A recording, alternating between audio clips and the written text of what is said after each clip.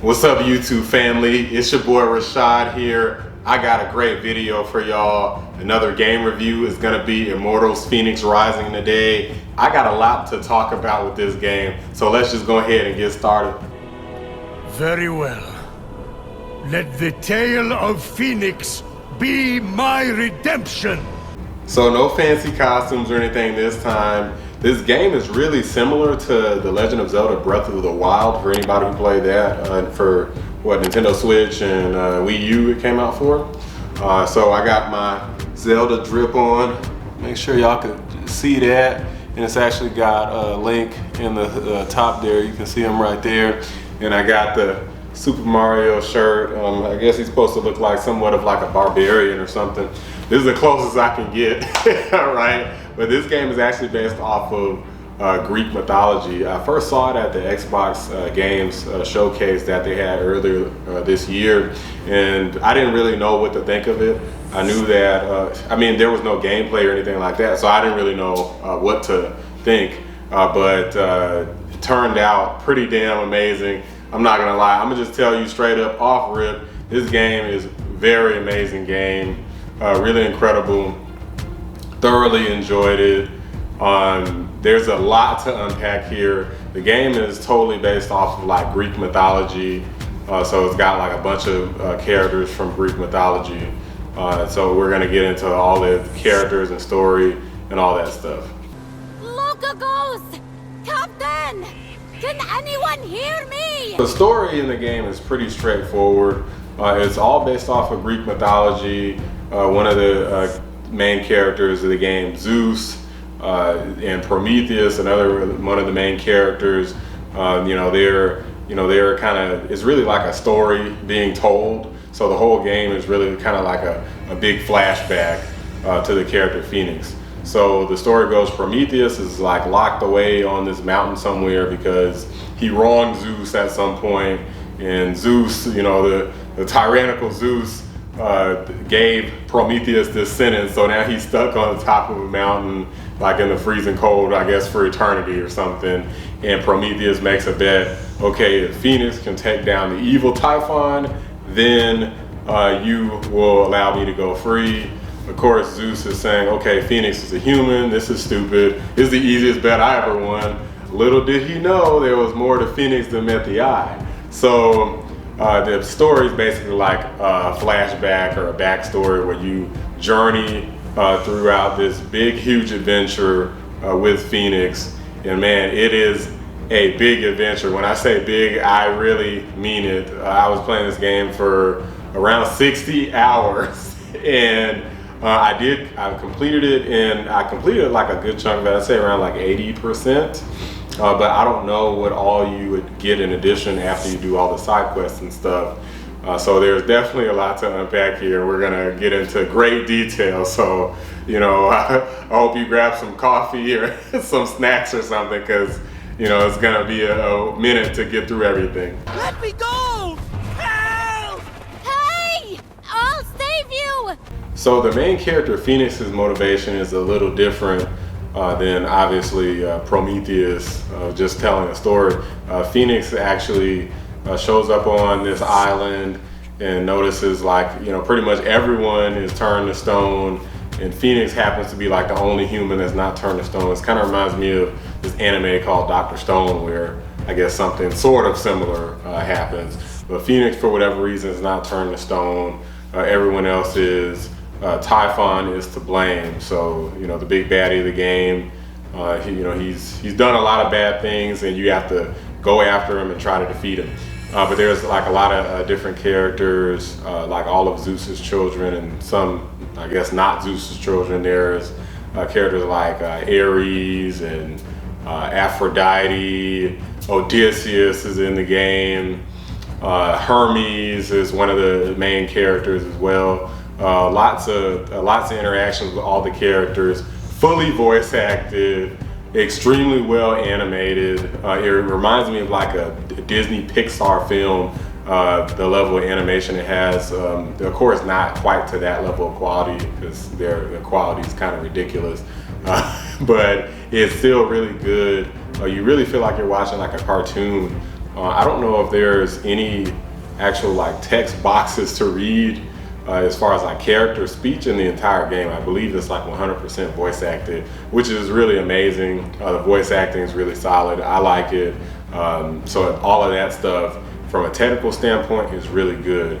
Also, the environments of the game. So this is like a big open world game. Again, it's just like Legend of Zelda Breath of the Wild. The more closer we got to the game releasing, the more I realized that this basically looks like Zelda, the latest Zelda game that came out a couple years ago. And it definitely is just like that. The scale of the game is about the same. I think this might be just like a little bit smaller.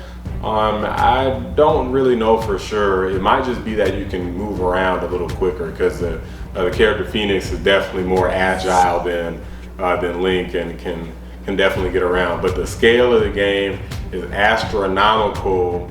There's I think like 5 or 6 main areas to explore. I think it's like 5 main areas to explore, and like 5 and like one final place that you go. All humongous, plenty to do in all of the areas. I'm gonna go into like the different tasks and everything that you can do, but the scale is amazing. It's crazy, and I really loved it. I had a blast really just running around, sometimes not even doing a damn thing, just running around and seeing all the different things that I could be doing was a lot of fun. Oh my gosh, man. Look at this freaking map. This is gonna take a freaking while. I ain't never gonna get this review up. I gotta finish the game first. That's how I do things, man. We finish around here. There's these pretty nifty illustrations or animations. I guess I'm not really sure what you would call them, but it's basically, it sort of looks like it's like still images where they kind of like ever so slightly move certain things in it, so it's not, you know, it doesn't look like they fully put it in full motion, but it looks really cool, really good art. So I really appreciate like the attention to detail. I definitely feel like they weren't cutting any corners when it came to this game. If they did, I really didn't notice. It seems like every little thing, there was a lot of polish put into everything, but I really just so happen to like those illustrations. You have underestimated my power and world in your hubris. Go to my unseatable perfection. So let's talk about the main quests real quick before I jump into all the other shit that you could possibly do in the game. And trust me, there's a lot of it. So the main quest involves rescuing the 4 gods, Aphrodite, Ares, Athena, and Hephaestus. All of them were basically defeated by Typhon in the past. So Typhon came in, whipped all their asses. Now you gotta come in, a mere mortal, trying to save all these gods or demigods or whatever the heck they're supposed to be. So you have to go on the quest to save them. There's these vaults that you have to go to.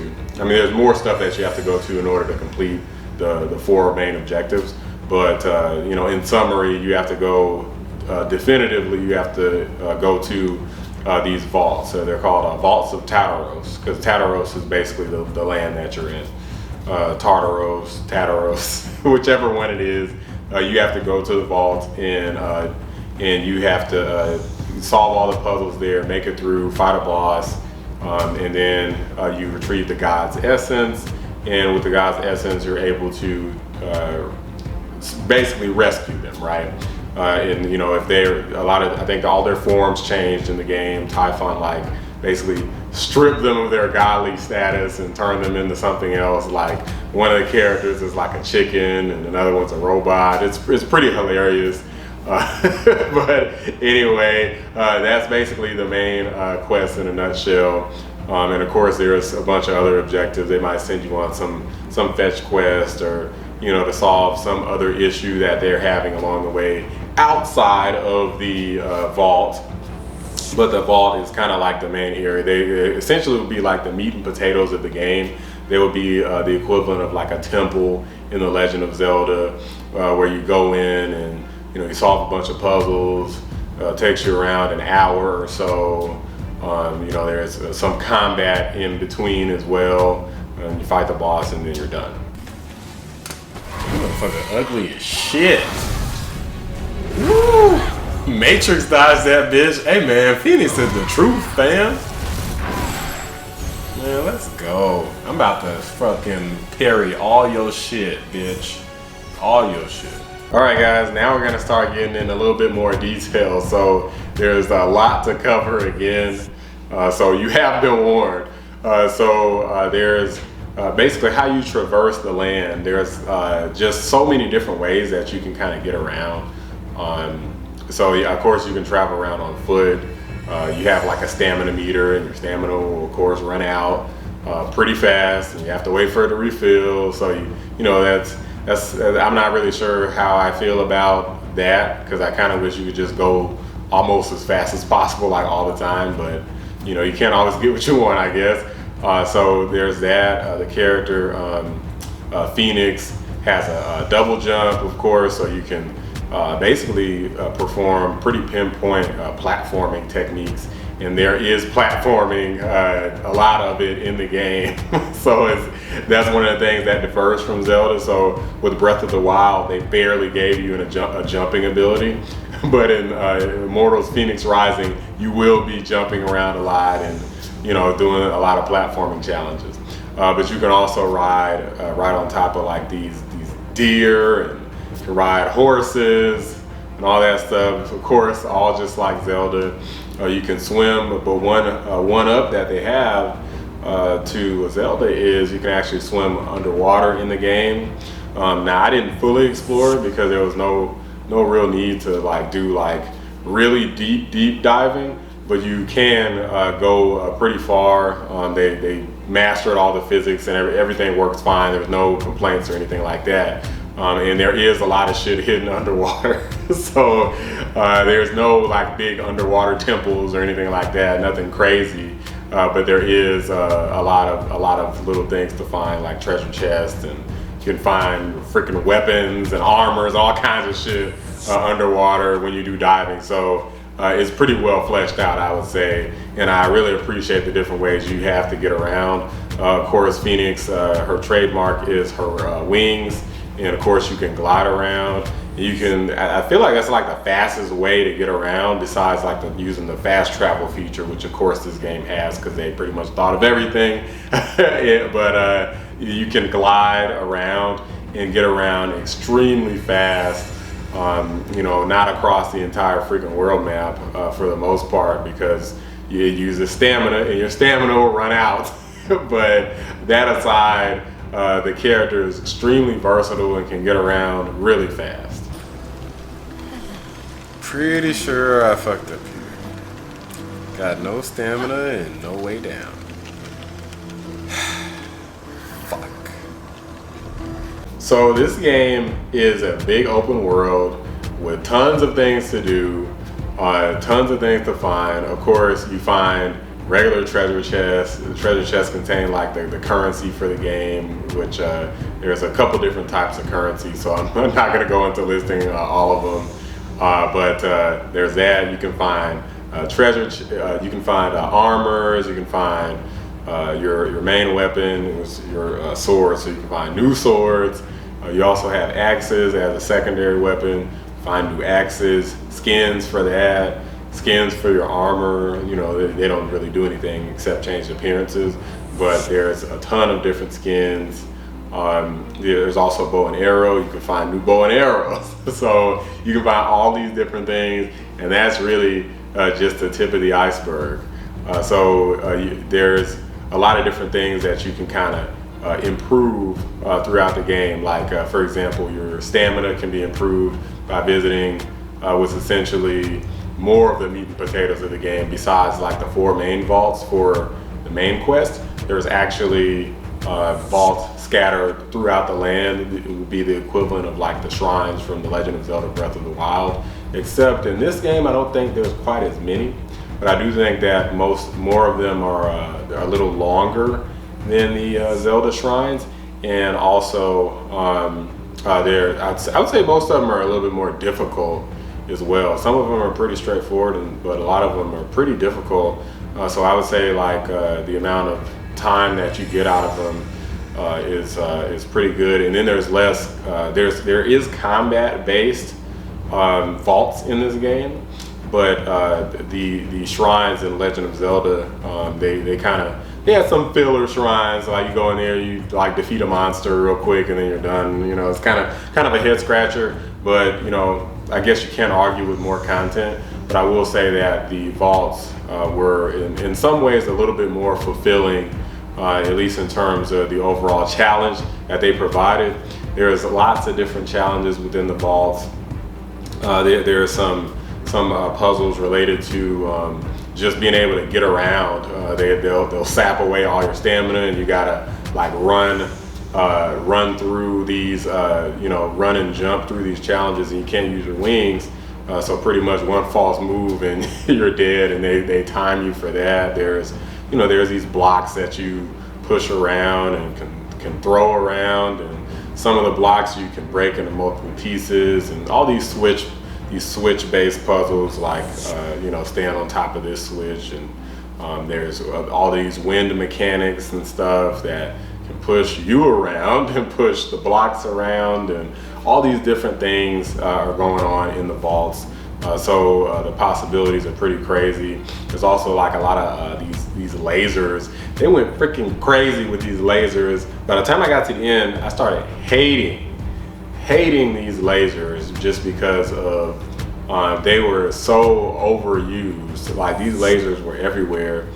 They used them well, but man, they had all kinds of challenges related to these lasers that really sometimes really piss you off, because the lasers were like 1 or 2 hit kills, at least on the difficulty I was on. I was on the hard difficulty. So like you get hit by these lasers and you're pretty much fucking dead. You gotta like start over in the vaults. I guess it's not as punishing. There's like checkpoints and stuff in the vaults. But it's particularly if you're like in the world map, they have lasers there too. And if you get hit by that shit, you're done. Okay. Drop this shit. Man, they are just getting fucking ridiculous. Alright. Come on. Nah, I can't go yet. Alright, fuck it. Let's do it. Come on. Shit. Fuck, jump too early. God damn it, man. This is fucking bullshit. Oh my god, what in the fuck? Man, I'm about fucking had it with these damn lasers! How do I get past this shit, man? Fuck, man, okay. I fucked it up. Now I gotta start over. Click all the switches again. So Phoenix has a bunch of skills. Yeah, we're gonna talk about that as well. All the skills are basically used in combat and whatnot, but there's ways to kind of increase the amount of skills you have and basically increase the power or make your skills even better using what they call the coins of Sharon or Sharon. I don't know how to pronounce anything in this game. So you find these coins, and there's all these different ways and all these different challenges that you have to do in order to find the coins. Some of the challenges produce more than others. There is like the constellation challenges where you essentially have to find all these orbs, and all the orbs you place them in the correct place, and then you'll get some coins, and you have to of course solve a bunch of like little micro puzzles in order to actually collect all the orbs. Those can be actually pretty time consuming because usually there's at least 5. I believe sometimes there's more than that. So that can be pretty challenging to find all those orbs just to find the coins. But I believe I've done like all of them in the entire game. So obviously I enjoyed it. There is these fresco challenges where you essentially push blocks to essentially like solve a little puzzle. It really is literally a puzzle in the literal sense where you're putting pieces together. So that's what the goal of the fresco challenges is.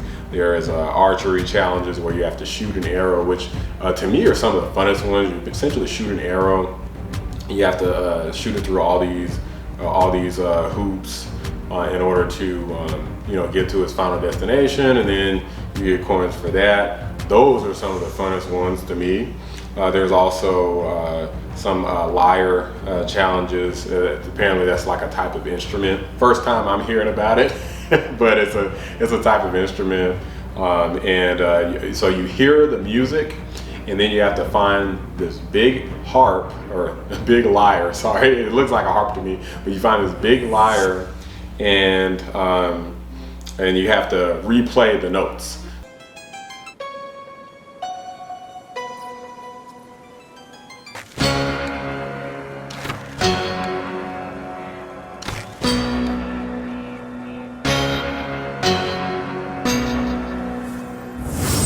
So you got to do that, and there's a couple different tunes that you have to find, and there are really a bunch all scattered around the various different lands. I think I mentioned that there's like 5 like main locations and like one like final location. So all those different places you have to go and do all of that. It's definitely a lot of content. And then in addition, there's another one of my favorites, which is probably my #1 favorite of the task to get the coins of Shuran.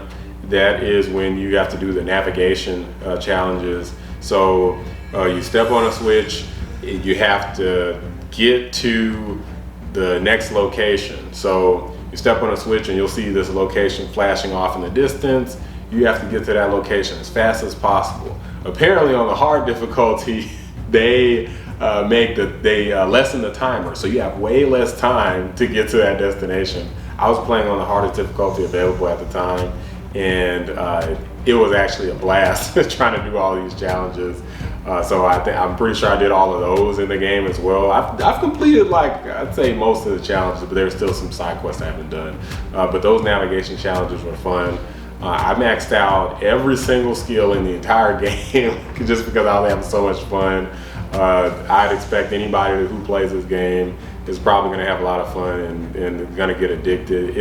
It is a very addicting type of game, so you're definitely going to want to go and do a lot of these different tasks that I'm mentioning. Is for anyone who's seen a lot of those reviews and stuff, it's no mistake that you're seeing like 9s and 10s and all these different things.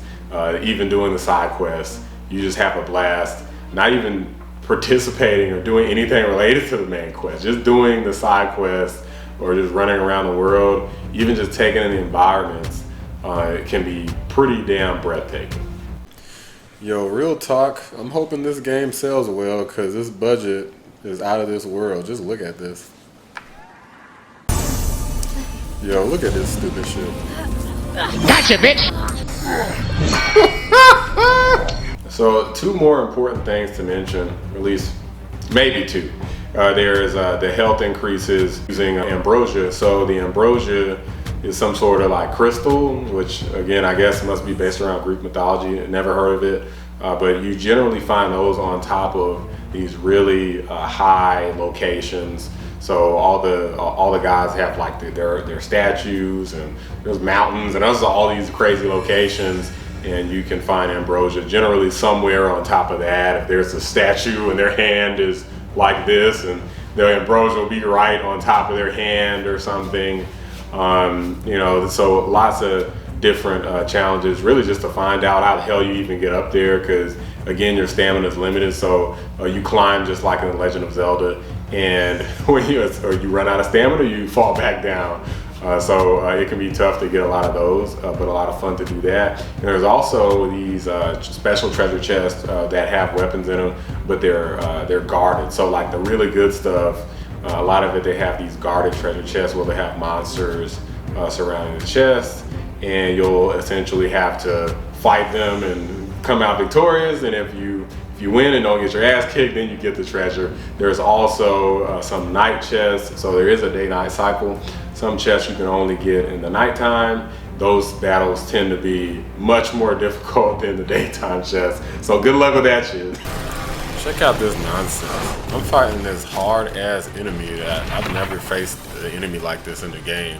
I ain't got no health left, no stamina, and this bitch got almost full health. And then this bitch skipped the game over because my footage is fucked up. Piece of shit. So most of what I've been talking about has been optional shit. So what do I gotta talk about now? More optional shit. So there's these side quests where there's like these enemies. So there's the combat. We're gonna talk about the combat as well. But there's these enemies that are basically like a next step above the regular enemies.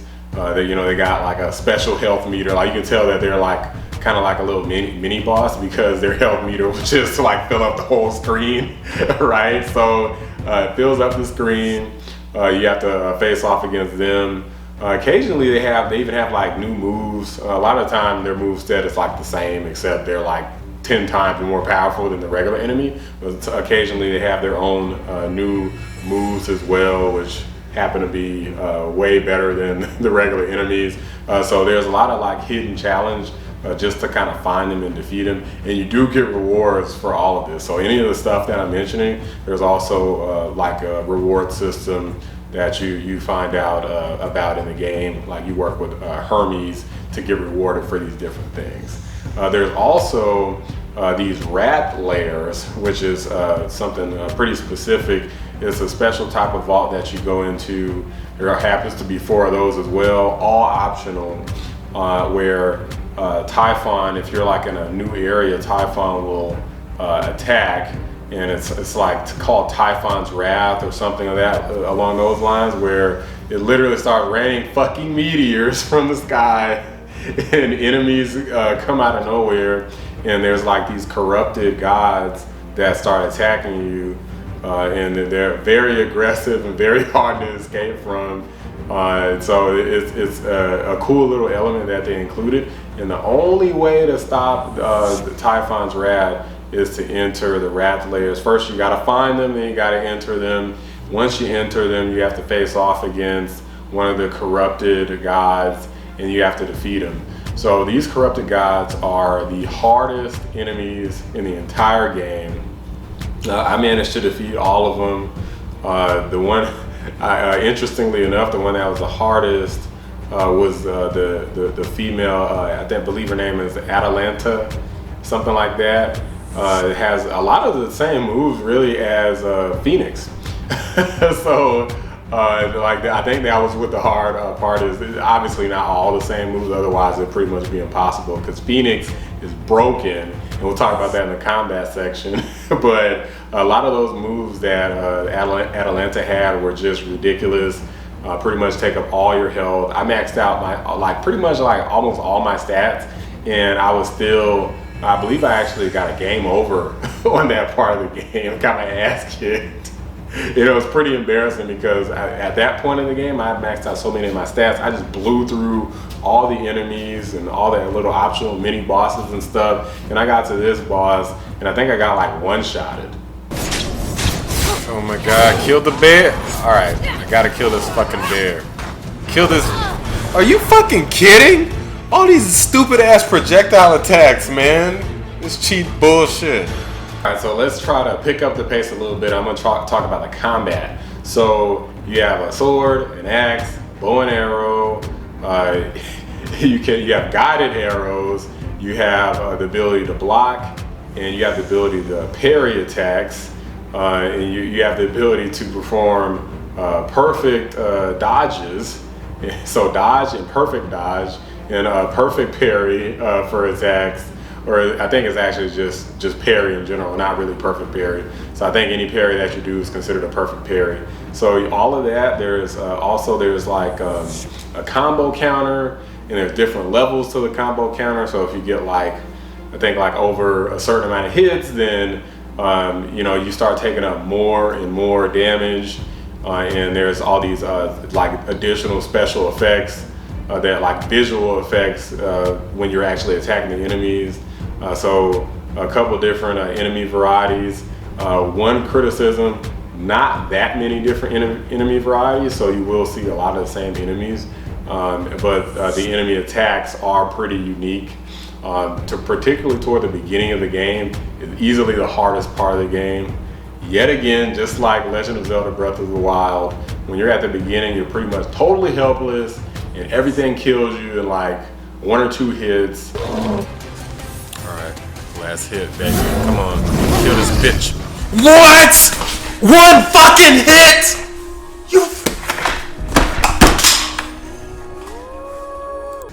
So you pretty much can't really take on anything. But I kind of stacked the attack stats up. So I pretty much like shredded most of the enemies after I was a couple hours into the game. I just like totally blew through everything just because I increased my ability to land like critical hits. So critical hits are in the game. I increased my ability to get those, increased my attack power, increased my stun. So the sword attack just does attack, and the axe actually does stun. So the enemies have a stun meter, and you have to continually attack the enemies in order to get their stun meter up to the max, and you finally stun them, and then you just kind of wail on them with your sword. So that's pretty much the de facto strategy. Now, eventually you get to a certain point, and you start getting more of the skills, like the godly abilities, right? So the godly abilities, pretty much, that's really what kills the combat. I feel like the biggest challenge to the game, and particularly if you want to challenge yourself, would be really not to use the godly abilities at all, because they essentially almost break the game. One might even consider this a negative. I had a lot of fun with these abilities, but they are extremely overpowered. They do allow you to overpower them pretty easily. Particularly one, I believe it's is it Hermes' Wrath? It's somebody's wrath. You basically charge the ability up, and all these spikes shoot from out of the ground. And when you get more coins to power it up further, even more spikes shoot up out of the ground, and it does something crazy like 3,000 stun to like all the enemies. So you can just freaking wreck any enemy and instantly stun almost any enemy in the entire game. Even bosses you can stun really easily. Even the optional bosses, I pretty much abuse this move. So it's a good move.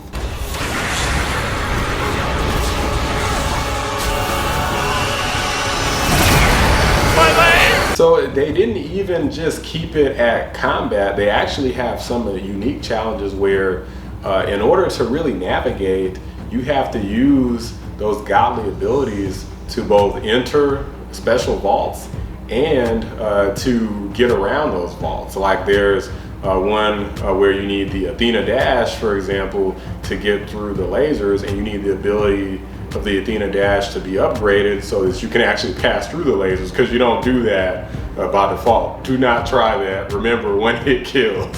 So you need that ability to make it through that vault, and you do use it a lot within the vault. So I believe it's called Mastering Athena's Dash, and master it you will have to if you're gonna make it through that shit.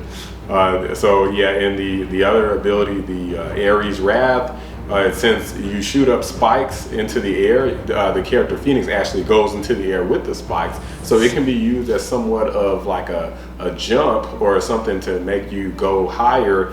And in order to get some of the tougher treasure chests within the vaults or reach some of the tougher areas, you actually have to utilize this move in this way. So I'm sure the developers were aware of stuff like this.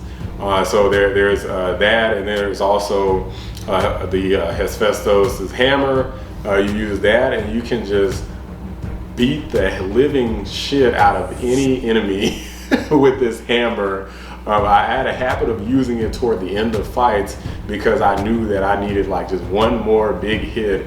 And this hammer, you can charge it up and take up ridiculous damage with it. It's not even really fair. I was playing on the hard difficulty, and it really turned a lot of the battles into something just totally trivial. So check this out, y'all. This is clearly supposed to be one of the hardest battles, but I'm basically just Athena's dashing my way to victory. Like, I got my attack power up so high, you know, everything's trivial, but it would still be way more challenging if it wasn't for the stun. Once you stun an enemy, they're more vulnerable to attacks. So you can see like the ridiculous attack power that I have because I'm able to stun them so fast. I feel like even leveled up, I don't think that you should be able to take up that much stun because it kind of breaks the difficulty curve of the game. Bearing in mind that I'm not playing on the hardest difficulty called Nightmare that you unlock after you beat the game. And let's not forget about the Phosphor. It's basically like your pet. So you find and rescue this bird and call her he or she Phosphor, and it lets you do. It actually attacks for you and attacks enemies. Takes up a lot of damage, just like your other abilities, and it can basically kills the heck out of any enemy that it encounters. It also gives you the ability to perform. Or become invisible, so you can much more easily perform stealth attacks, and it also helps you to tame some of the animals, like I mentioned, like the deer and the horses. Some of them can be pretty freaking tough to get, but trivialized with Phosphor's ability to become invisible. And you can also, if I didn't mention earlier, regarding combat, you can also perform stealth attacks on enemies, of course, without becoming invisible, because you won't have Phosphor at the beginning of the game, and you can still perform the stealth attacks without Phosphor as well. So there's a lot of different combat options. I really gotta give the developers credit for coming up with so many different things that you can do. You can also like just pick up blocks and just throw them. Like you pick up a rock and throw it at an enemy. I remember I had a particularly tough time with certain enemies in The Legend of Zelda Breath of the Wild, and I just started picking stuff up and throwing it, and that was literally the only way that I could beat some of these enemies. And early on in the game, in Immortals Fenyx Rising, this strategy is pretty effective as well, except if the enemies do charge attacks at you, because of course they'll kill you in one hit. But it's still a pretty good strategy later on in the game as well. Like you can still kind of find yourself in bad situations, and some of the enemies do take up massive damage even with all these buffs and increases that you have. They can still take up massive damage. So if you find yourself in a tight spot, you know, just grab a freaking tree trunk or a rock and throw that bitch. It'll take up massive damage. I think if you hit him in the head, it takes up even more damage and probably kill him. Got him! Minor detail that I may have forgot to mention. So I know I mentioned that there's a dodge and a parry. So you pretty much have to dodge certain attacks because you can't parry all attacks. Some of the enemy attacks are actually unblockable, and they actually did a good job letting you know which attacks are blockable and unblockable, because the enemy's attack or the enemy themselves will flash red if they're using an unblockable attack, and they'll just do an attack animation as normal if it's a regular attack that you're able to block. Most of the attacks that you're able to block are very trivial to block. Now, it can be a little scary at first when you don't know the attack patterns for the enemies and they kill you in one hit toward the beginning of the game, but eventually you get used to it. You'll be blocking the hell out of enemy attacks like crazy. Again, the bow and arrow, which I haven't mentioned much, you can use that, and that takes a pretty good damage, but I had a really hard time aiming it. So I don't know if it was just me, but I feel like in Legend of Zelda, I could easily aim my bow and arrow and hit pretty much anything. But in this game, I feel like it was really hard to hit anything. And some of the enemies even dodge bow and arrow attacks. They're like moving out of the way, you know, and all this stuff. And so I just kind of would just often choose not to even use it. But Fenyx has another interesting ability where she can either pull herself towards flying enemies or pull the flying enemies towards her, which again is something that's pretty freaking broken, and it does take away a lot of the challenge. So I feel like what the developers did, they came up with all these scenarios where Fenyx had like some sort of disadvantage, and they like just closed that gap with an ability. And I feel like maybe they did too good of a job closing those gaps, because all these abilities, I guess they wanted you to feel really rewarded for finding all the coins, but it does take away a lot of the challenge.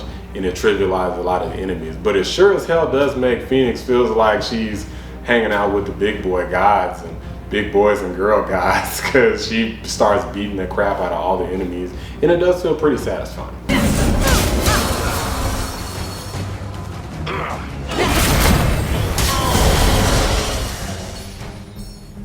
Quickly touching on the different types of customizations that you can do to the character, there's a lot of different things you can do. You can actually customize the character from the very start of the game. You can change the gender, the voice, the hairstyle, and you'll see my hairstyle is unique. If you've seen other reviews and stuff or any videos, you'll see that they're using a totally different hairstyle. You can change the eye type, the eye colors, all these different things just about the appearance of Phoenix. You can also upgrade like your potions and like what your potions do. Like some of them will make enemies automatically take damage for attacking you. Like what? There's just all sorts of different things. And whenever you're upgrading anything, be it the stamina, using Zeus's lightning that you retrieve from the vaults, the health for the character, any of the potions, there's all these cool little animations that Phoenix does. It's just really hilarious, the types of things that she does, and I feel like the whole game is just brimming with character. I really appreciated that. It didn't feel like this soulless Zelda clone. It really felt like they took something that worked and they made their own, they did their own twist on it and improved a lot of things. And I really appreciate the fact that they put those touches in, and all those animations are hilarious. For the most part, I watch most of them pretty much every time. There's one for upgrading your sword and your axe, your bow and arrow, even your armor, and like just pretty much everything. They found a way to make an animation for every single thing. So they're pretty funny. Especially the stamina one where Phoenix is working out. Like that's like probably my favorite one. Let's go, Phoenix. Let's fucking go, Phoenix. Got the fresh outfit on, the fresh drip and shit.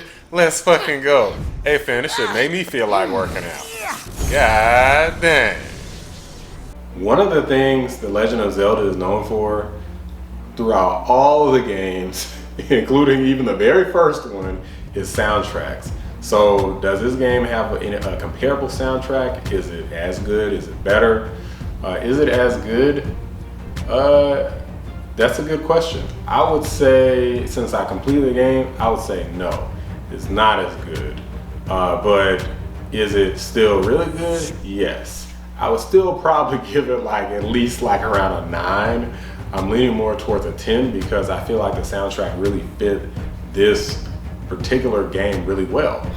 So I'm gonna actually let y'all listen to a bit of the soundtrack really quickly. Even like the loading screen and stuff had a pretty nifty soundtrack, which I don't really recall Zelda games having that good a soundtrack during the loading screen.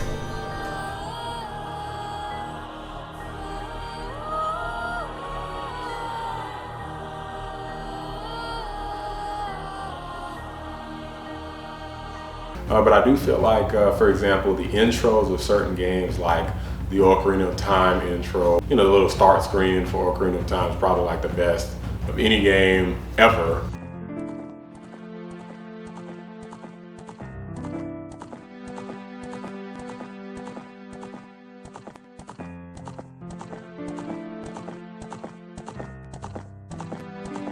Just in terms of the soundtrack, playing the piano and all that stuff, or The Legend of Zelda Twilight Princess, for example, some of those tunes I felt like really stuck with me like forever, really. Whereas in this game, Immortals Fenyx Rising, the tunes, while really good, I don't know if they'll maintain the test of time. So they did their thing, and I'm gonna let you listen to a couple tunes. Some of them are just really set the mood and kind of have you in like a very relaxed mood, and some of the other ones have you like getting hyped, like it really gets your blood boiling.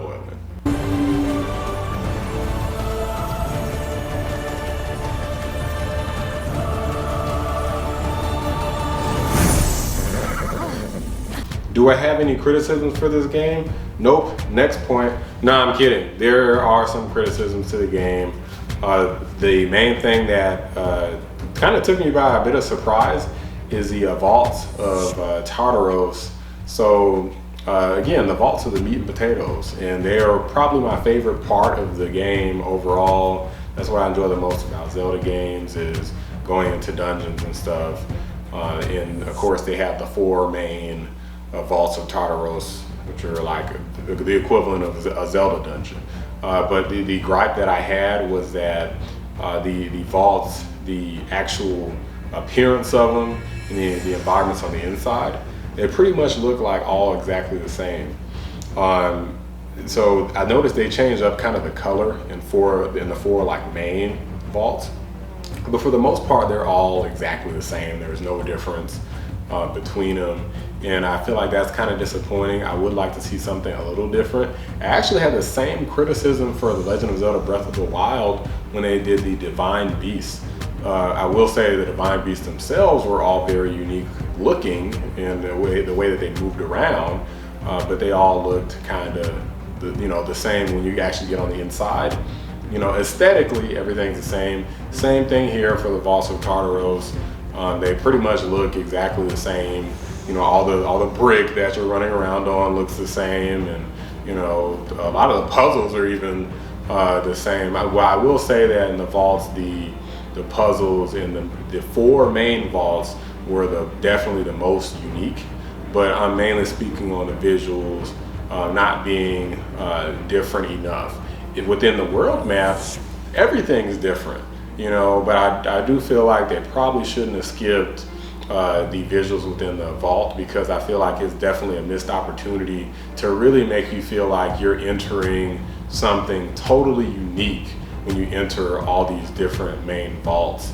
After having completed like almost every vault, I think I have like 1 or 2 or something left, I started feeling fatigued, like, okay, I keep going into all these places and they all look the same throughout the entire game. And that part was a little disappointing to me, as well as what I mentioned earlier about the combat. The combat never really got stale necessarily, but it did get pretty, basically too easy later on in the game, especially when you upgrade all the skills and you get all the stamina, you get all this health and all these armor upgrades, and you upgrade your potions. I mean, eventually you're pretty much unstoppable. It was even to the point of the final boss pretty much being a puppet. I bent him to my will, bent him over backwards, just totally wrecked him, and it was extremely easy to do by the time I got to the end. And I do wish that there was more of an option, or I don't know, maybe some way to power him up or something. I felt like it was pretty straightforward to secure victory. There's also a couple like minor glitches, but the entire time I played, I only encountered maybe like 1 or 2 glitches, and I played for about 60 hours. Didn't even 100% everything, but I feel like I was getting close. But yeah, overall it was a pretty good experience, but a couple minor issues here and there. Yo, I don't know what the hell happened to Phoenix's outfit, but it ain't supposed to look like this, y'all. So, just FYI, they fucked it up. So with this type of game, I don't really feel like there's any need to really spoil anything. And I don't think I have up to this point, and I won't do that. I will say the final boss, again, was pretty easy. Ending was pretty satisfying ending, so I liked it. I generally liked the story. I didn't feel like super duper invested, but I did appreciate the fact that there was voice acting. So occasionally when the characters were talking, I could just go and grab a snack or do something else and still kind of listen to them and understand what's going on. I did appreciate that. Yeah, everything overall was a pretty solid experience. And I didn't really encounter too many problems with the game. Compared to Zelda, the character Phoenix just moves around like a lot faster. Moves a lot around faster. It felt extremely similar at the beginning, but by the time you get further along into the game, maybe a third or so along the way, you really start to notice a lot of the differences, and it does start to feel like its own gem. I definitely consider this a gem. It's a straight up diamond in the rough. Hopefully this game doesn't get passed by, because I really don't see like anyone talking about it. I know it has some good scores, so that's good, but I feel like I'm the only person that I know who's actually played the game. I checked my my friends list, and I played it on PS4. Checked my friends list. Not a single person is playing the game the entire time. I played it day after day after day. Never saw anyone log on saying Immortals Fenyx Rising. It was just me. So hopefully other people play it. I love the game. I'm gonna give it a 9 out of 10. Amazing game. Thoroughly enjoyed it. Great combat. Visuals are breathtaking. The vaults were extremely fun. Even if I started getting a little fatigued felt a bit of a lack of variety. It's like there was variety, but it's like there wasn't. It felt like there maybe should have been just different elements that they included to kind of shake things up a little bit, or shake things up a lot, or maybe even take some of those things from the main vaults and put them into some of the other side vaults, because some of the main vaults had unique elements, the 4 main story vaults. But you never saw any of that in the optional vaults. So maybe switch it up a little bit more going forward. I feel like maybe if they made a sequel, it would be even better. And I know Breath of the Wild 2 is also coming out, so that's something else to look forward to. But Immortals Fenyx Rising will definitely tide people such as myself and similar like-minded people over until Legend of Zelda Breath of the Wild 2 comes out, and we'll see if that can, at this point, top Immortals Fenyx Rising. You know, I know some people may be wondering which one is better. I'm not one of those people who's gonna cop out and just say they're different games. In my opinion, Breath of the Wild is still the better game. I'll probably give Breath of the Wild like a 10 out of 10. Whereas with this game, I'd probably give like a 9. But that's because of some of the issues that I mentioned to you. And even though Breath of the Wild has some things that I didn't like, overall, I just enjoy that experience like a little bit more. And I don't feel like the issues I had are enough to take it away from a 10. So but Immortals Fenyx Rising for me gets a 9. Almost a perfect game in my eyes. Really enjoyed it. Highly recommend to anybody. Play that shit. Catch y'all next time. Roshad, Lamar, out!